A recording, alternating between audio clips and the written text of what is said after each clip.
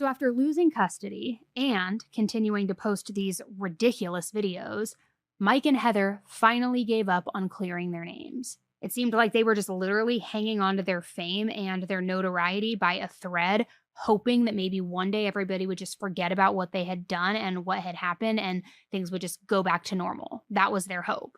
But they likely knew that things were going south through views, exposure, income, all the different ways you could, measure that.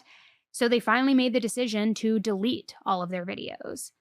However, as I know, many of us know, the internet is forever. And you can still find a number of their videos re-uploaded online. So deleting these videos, it isn't going to save Mike and Heather. Now, as for the other three kids, the ones that Heather shared with her ex, it appears that they stayed in Mike and Heather's custody.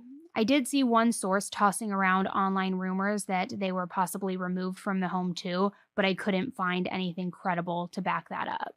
And finally, after a few months of investigating, Mike and Heather were each charged with 2 misdemeanor counts of child neglect against Emma and Cody.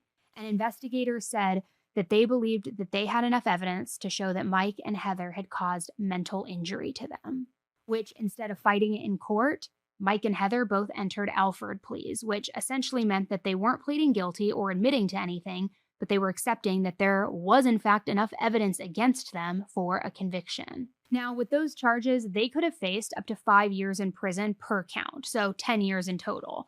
But guess what? They were only given 5 years of supervised probation. And during that probation period, they had to follow a few different specific rules. The main ones being that they weren't allowed to have any contact with Cody or Emma unless it was court approved. They also weren't allowed to film any videos or post them online, which it's important to mention, they didn't even follow those rules. Rose and her attorney had to reach out to the courts because Mike and Heather had created an alternate YouTube account called Mommy05 this time. How original. And they had posted old archived videos of Emma and Cody on that account, which you've got to be really freaking dumb to do that. You clearly took an Alford plea because you knew that there was enough evidence to, convict you of those charges. But now you're going to have the balls to re-upload those videos and you're not reading the room and realizing those videos were bad. It's awful. But what's even more awful is, shockingly, after not even following their probation, they still managed to get their sentence reduced to something called probation before judgment, which basically some first-time offenders can get this instead of getting a more formal conviction as long as they follow a probation-like set of rules.